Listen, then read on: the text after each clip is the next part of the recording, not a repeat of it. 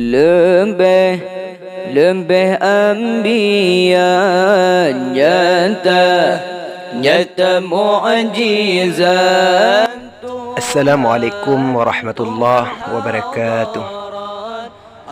Ini merupakan makam seorang waliullah yang dijuluki dengan Tengku Dijempa. Makam ini terdapat di Gampung Gendring, Kemukiman Jempit, Kecamatan Darul Imarah, Kabupaten Aceh Besar. Martabat tanda alamat Rasul mulia, tanda alamat Rasul mulia. Untuk nama asli beliau, penduduk setempat tidak mengetahui nama beliau. Namun menurut sejarah yang kami dapatkan, bahawa makam ini salah satu daripada makam karamah di Kabupaten Aceh Besar. Yang beri kuasa, dalil bukti tinggi martabat tanda alamat Rasul mulia.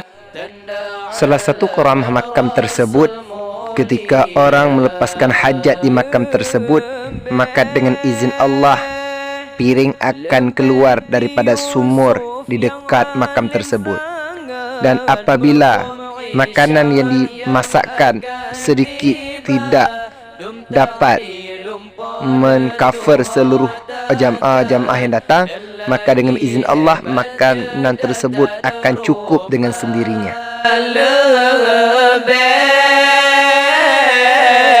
Lebih di Yusuf yang alim sangat, mafhum isyarat yang akan tiba. Dum takdilum pada Tuhan takkan, dan lagi hebat cerdas tak rupa. Juga salah satu karamah yang terdapat pada makam Tengku Dijempa adalah sumurnya di makam Tengku Dijempa dapat menyembuhkan penyakit gatal-gatal dengan izin Allah Subhanahu wa taala. Kuasa Tuhan hadirat yang beri kuasa, dalil bukti tinggi. Pohon besar yang ada di atas makam Tengku Dijempa pernah ingin ditebang oleh para masyarakat. Namun dengan izin Allah, mesin penebang pohon yang ingin menebang pada akar pohon tiba-tiba naik ke atas pucuk pohon kayu tersebut. Hingga 3 kali berturut-turut ingin menebang pohon tersebut, maka 3 kali tersebut kejadian tersebut terjadi. Ibrahim yang alim sangat, hantu tung jasad lam apui raya, tubuhan bicara kulit hancacat, di dalam surat dapat baca.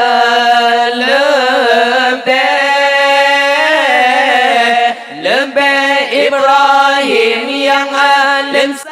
Menurut kata Bapak Marzuki yang merupakan mantan alumni dari daerah Darul Mujahidin Lampisang Selimum, beliau pernah mendengar bahawa Abu Lampisang pernah berkata bahawa 2 makam yang paling keramah di Aceh Besar.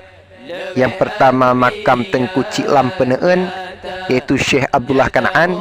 Yang kedua iaitu makam Tengku Dijempa.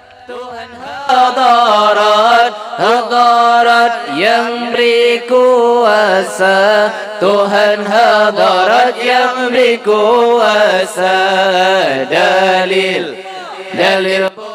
Namun sayang beribu sayang, makam ulama karamah yang masyhur pada dulunya sekarang telah terbengkalai dan tidak ada pengurusan. Mudah-mudahan oleh Allah mendatangkan donatur-donatur untuk membugar kembali makam tersebut. Cuma sekian. Wassalamualaikum warahmatullahi wabarakatuh.